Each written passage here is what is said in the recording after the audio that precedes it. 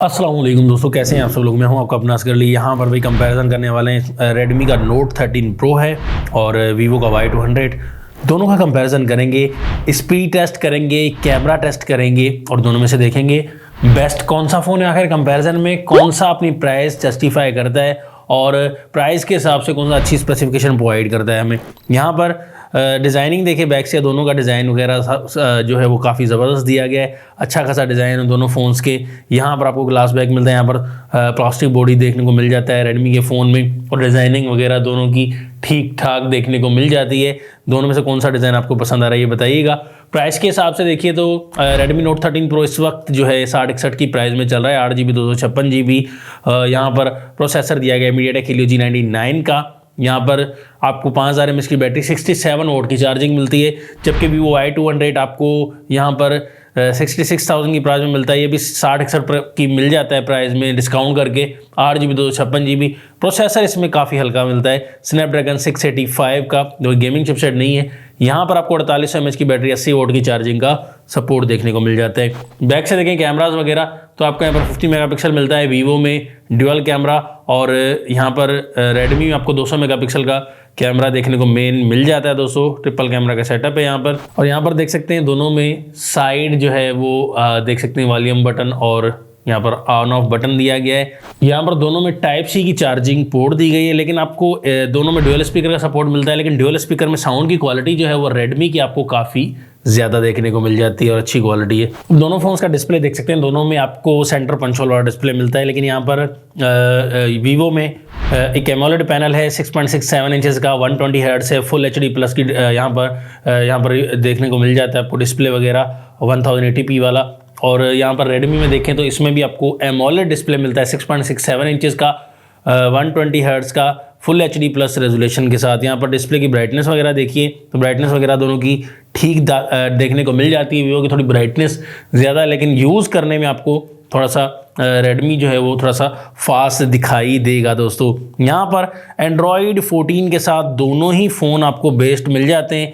दोनों में आपको फन टच वर्जन अलग मिल जाता है, HyperOS 1.07 वर्जन मिल जाता है रेडमी में, और यहाँ पर 14 वर्जन OS देखने को मिलता है यहाँ पर वीवो में। दोनों को चेक करते हैं स्पीड टेस्ट। दोनों फ़ोन्स को यहाँ पर ऑन किया है और देखते हैं यहाँ पर कौन सा फ़ोन पहले ऑन हो जाता है और बाजी मार जाता है भाई।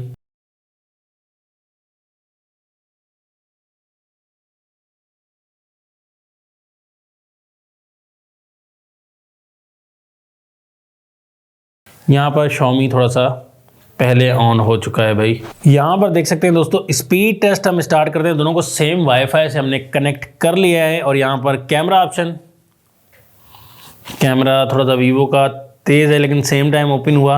यहाँ पर सेटिंग ऑप्शन सेम टाइम, और प्ले स्टोर यहाँ पर थोड़ा सा रेडमी फास्ट था यहाँ पर देख सकते हैं, लेकिन सेम टाइम आप कह सकते हैं इतना ज़्यादा फ़र्क नहीं आया।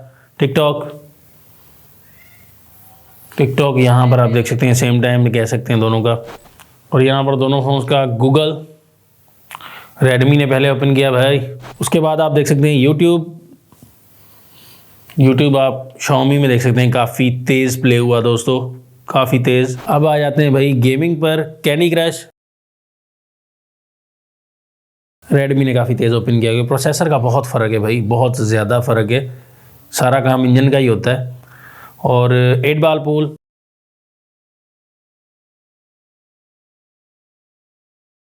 यहाँ पर भी Xiaomi आगे है भाई रेडमी नोट 13 प्रो। उसके बाद आप देख सकते हैं टेम्पल रन 2,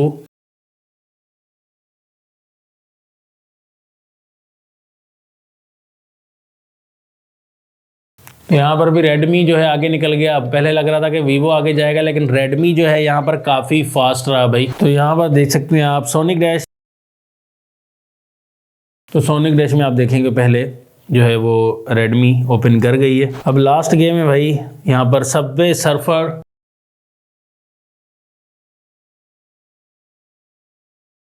यहाँ पर भी सबवे सर्फर में भी आप देख सकते हैं रेडमी नोट 13 प्रो काफ़ी आगे। यहाँ प्रोसेसिंग के मामले में काफ़ी ज़बरदस्त रहेगा रेडमी, और 40 FPS दोनों में ही प्ले होगी PUBG, लेकिन ज़्यादा बेहतरीन परफॉर्मेंस आपको रेडमी नोट 13 प्रो में देखने को मिलेगी क्योंकि यहाँ पर जो है वो परफॉर्मेंस के हिसाब से आपको लैगिंग की प्रॉब्लम पबजी वगैरह में भी नहीं देखने को मिलेगी। प्रोसेसर भी काफ़ी जो है वो पावर एफिशिएंट है, बैटरी वगैरह भी ठीक ठाक चलाएगा।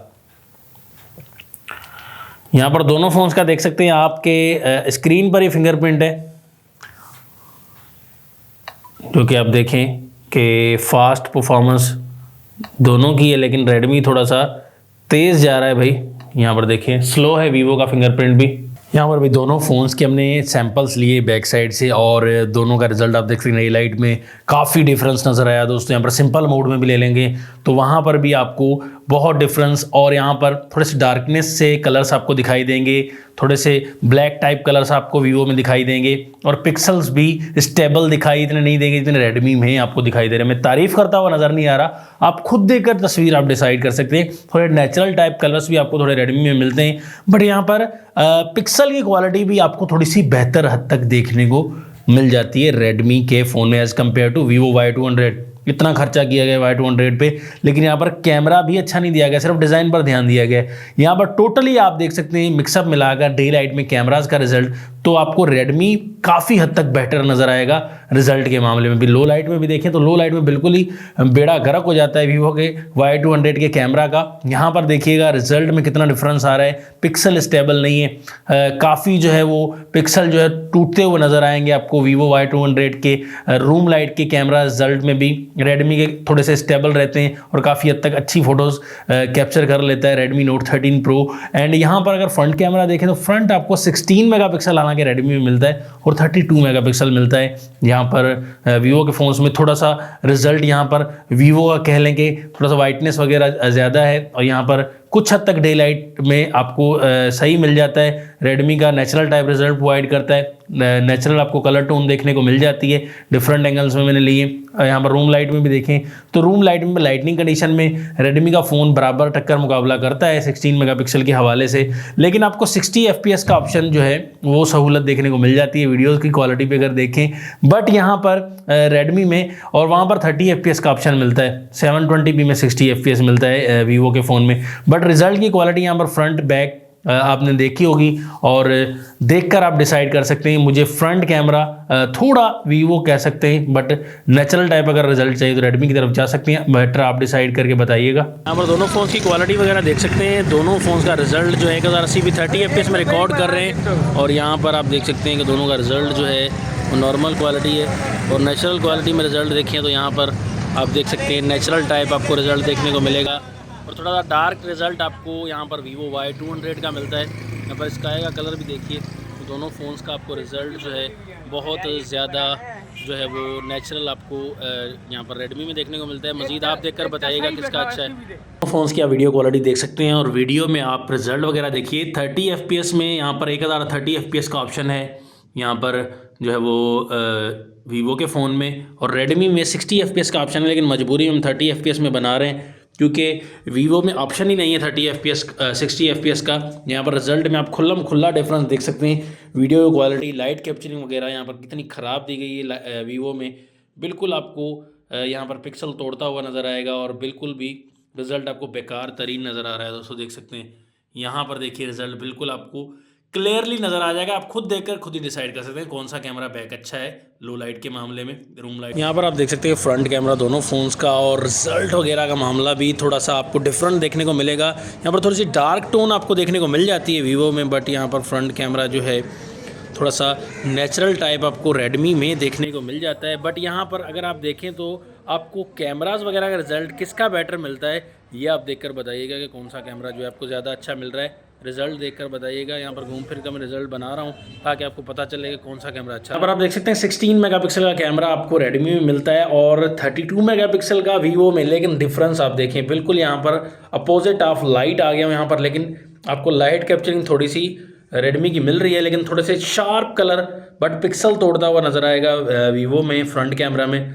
बट वीवो फ्रंट कुछ हद तक बेहतर आप कह सकते हैं। बट यहाँ पर अगर थोड़ी सी रोशनी में आते हैं तो यहाँ पर भी रिज़ल्ट आप देखिएगा कि थोड़ा सा ज़्यादा शार्प क्वालिटी की तरफ, डार्क की तरफ चला जाता है थोड़ा वीवो, और यहाँ पर थोड़ी सी वाइटनेस और येलोइश टोन आ जाती है रेडमी के फ़ोन में। तो फ्रंट कैमरा आप रूम लाइट में डिसाइड कर सकते हैं। मैं डिफरेंट एंगल्स में जा रहा हूँ इसलिए ताकि आपको जल्दी से अच्छा पता लग सके और बता सकें आप। फाइनल रिकमेंडेशन मैं ये देना चाहूँगा दोस्तों कि प्राइस के हिसाब से यहाँ पर क्वालिटी के हिसाब से प्रोसेसर भी अप दिया गया है। उसके अलावा कैमरास की क्वालिटी काफ़ी हद तक बेटर है। 60 FPS का ऑप्शन भी आपको देखने को मिल जाता है 1080p में, और कैमरास का रिजल्ट काफ़ी बेटर देखने को मिला Redmi Note 13 Pro में। मुझे तो ये चीज़ लगी, बाकी 80 वोट की चार्जिंग है, वहाँ यहाँ पर 67 वोट की चार्जिंग है। दोनों में थोड़ा सा चार्जिंग का इतना बड़ा कंपटीशन नहीं है।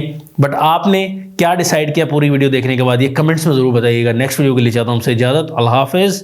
पाकिस्तान जिंदाबाद।